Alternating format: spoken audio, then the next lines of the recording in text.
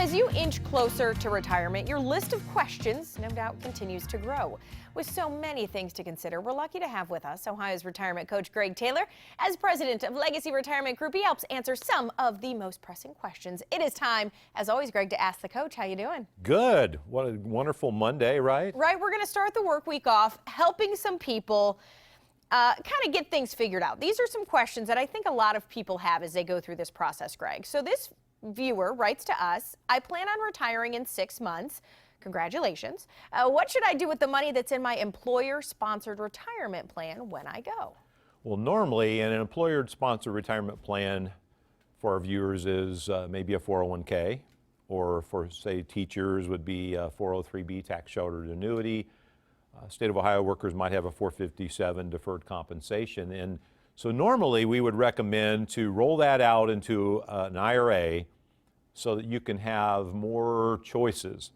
Okay. And so you can have more of a tactical style of management to make your retirement strategy a little more predictable. Now, there is a little caveat though.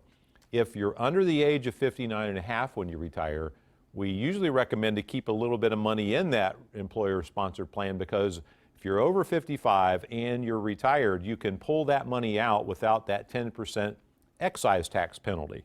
So that's one of those little things that sometimes people don't talk about, but if you're going to need money out of there, there's no need to roll it into an IRA and then have to pay 10% extra tax. Right, yeah, you want to do all you can to avoid taxes. Yes. As we have talked about, Yes. right? When the option is there. All right, so question number 2, what can I do to make sure I'm getting the most out of my IRA? Well, first of all, you want to make sure that, of course, this is based on age. Okay. If you're in your 20s or 30s, then I'm going to want you to see you be somewhat aggressive with the strategy you used so you can grow the most over the next 30 or more years. If you're getting close to retirement, now you need to look at a little different approach. But also something I would say is, as backwards as it sounds, don't take the deduction in most cases and off your taxes and put it in a traditional IRA. Go ahead and pay the taxes today, put it in a Roth IRA, and let that grow tax-free. So that's the big thing you can do, because later on down the road, you'll be so happy that you have tax-free income coming in. It's one of those things that people like the instant payoff, but Right. This one is going to be much more gratifying. That delayed gratification is going to be so sweet when you can possibly not even have to pay tax on your Social Security benefits because you have tax-free income coming in on top of that. All right, Greg, question 3 today. I was awarded 50% of my ex-husband's 401k. He's 65, beginning to get distributions, but I'm 58 and still working. Can I defer my part of those? Well, yes. What happens, there's a QDRO that is created through the Domestic Relations Court, and so you get the half that's awarded to you. You can put in your own traditional IRA, and you do not have to take your distributions until 70 and a half. So whatever the husband does in this case has no effect on the wife. She has her own account. Okay, that makes Yeah. sense. All right, question 4, Greg. How do RMDs, required minimum distributions, work when it's an inherited IRA? Oh, this is really good.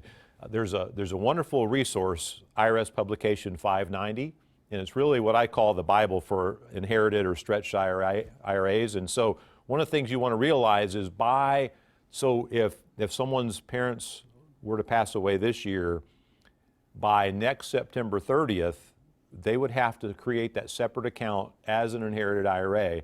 And by next December 31st, they would have to take required minimum distributions based on their age. So it might only be 1 or 2 or 3% that you have to take out, but you do have to start taking that by the year after the person passes away that leaves you the inherited IRA.